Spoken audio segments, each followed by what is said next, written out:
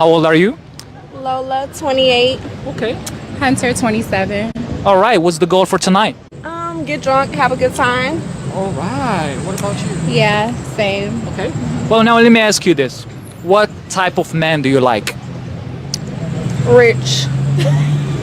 Okay. Can you describe a little more? Let's go. That's it? Rich, period? Okay. Okay. Okay, so I like my man to, be funny, rich, of course. Okay, let me not say that. I have a taste. I'm already married, so. Oh gosh. Why does everything have to be about being rich? Where did we get this from?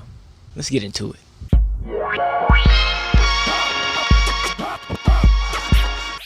So I recently matched with one of the most handsome men I've ever seen in my entire life. Easily one of the most handsome men I've ever seen in my entire life. Only qualm I have is based on his career. I estimate that he probably makes anywhere from $65,000 to $70,000 a year. I make 4 to 5 times more than that.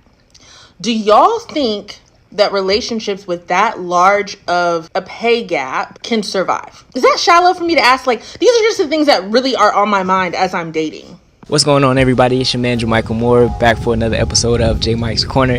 And as you can see, we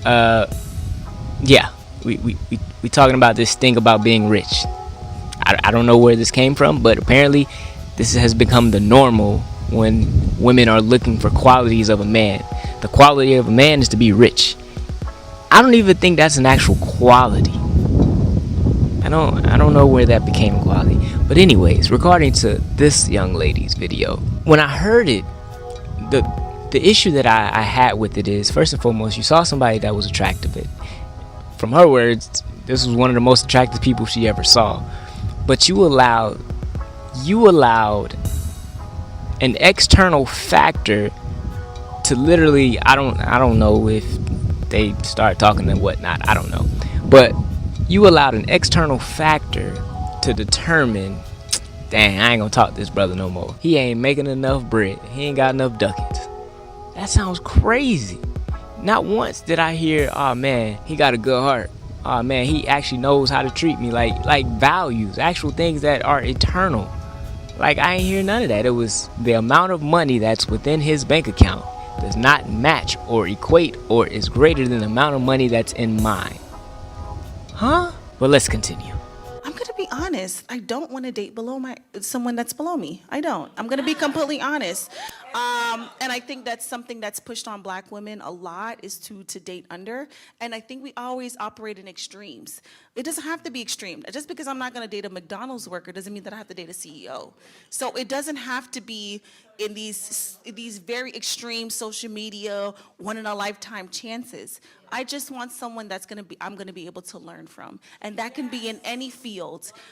So it doesn't have to be someone in corporate. I've dated, people who work in construction that make really good money. I've done trade work. I'm a service provider. I've dated other service providers. They make money as well. So it's all about, what we can do together and what can I learn from my partner and what they can learn from me. All right. So since I don't know the whole context of this video, I mean, because I wasn't there, because they could be talking about something I don't know about.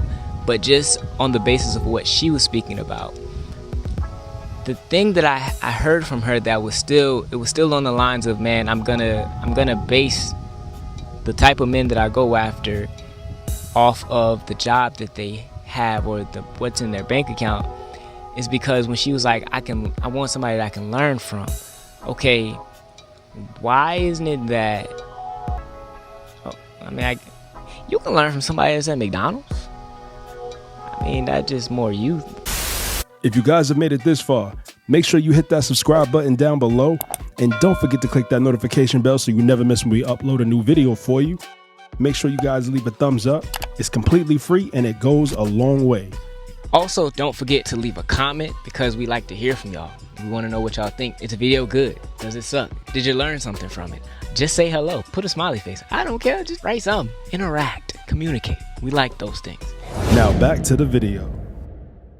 The problem is that we're basing a lot of these of what we feel someone can give us off of what we have seen monetary versus, yo, have you actually been through life enough to have some wisdom through it to be able to help me through tough situations? Because I'm gonna give you an example, right, from this lady right here. Not date a billionaire, because I've definitely dated guys before who made a lot more than I did. Like, now I don't have that experience. Like, when I first moved to New York and I was just a college student and working like normal jobs, I don't like feeling like anyone has anything over me. And I think when a guy knows that he can give you a life that you can't give yourself, I don't even think that some guys do it intentionally to be like cruel or anything, but like there's a certain level of, I can kind of do this, you can't really touch me, because I know that if we break up tomorrow, like, you're gonna have to go back to some life that you're not gonna like. And so I want whoever I'm with, the lifestyle we have together is not anything that I can't provide for myself. I always tell girls, like, have your own stuff. Like, I'm not asking for anything more than what I have, because I don't ever want to be in a situation where you feel like you've given me anything. Like, we're equals. I want an equal partnership. I think if you marry solely for money, you don't marry for the person seeing you as an equal and like really respecting you and your wishes, you will pay for it forever. All right, so look at this woman. She was like, I don't know if she's basically dated a billionaire or not, but anyways, how she was like, I would never date a billionaire. All right, the reason why is because, cool, you're gonna sit here and you're gonna date somebody who is literally, they're going to be able to tell you whatever it is they want to do. And I'm telling you, I've seen this happen with women. Women in their mind, they believe that, oh man, I can cry, but I'm going to cry in a Rolls Royce. And you think that you crying in a Rolls Royce is actually going to help supplement your life better versus somebody who actually would treat you well, but they make way less money. I promise you it won't equate. You want to have somebody that actually has core values within themselves that can actually help make you better as a person in the long run and give you wisdom. But somewhere along the lines, I don't know when this happened, but society has pushed this narrative of money on us so much so that we actually view money as more important than ourselves. Like, think about it. You have people that will die over a man-made substance. Bro, they will die over money. They will kill people over money. They will go to jail over something that is printed. Now, I'm gonna let you in. Like, I've dated someone who's worked for the Federal Reserve, like this place where they print money.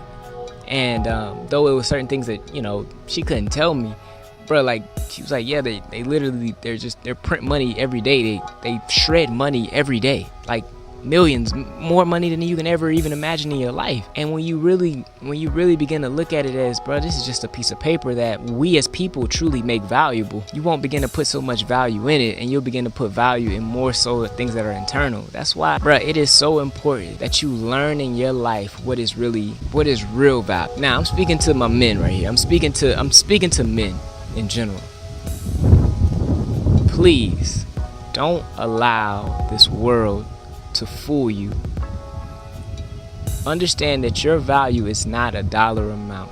True enough, yes, as a man you're supposed to be a provider, but your provision is not simply from a dollar amount. Your provision comes from how well can I take care of my household. What is my household? You got to know what your household needs. Can you speak life into your woman? Can you encourage your woman? Can you uplift them?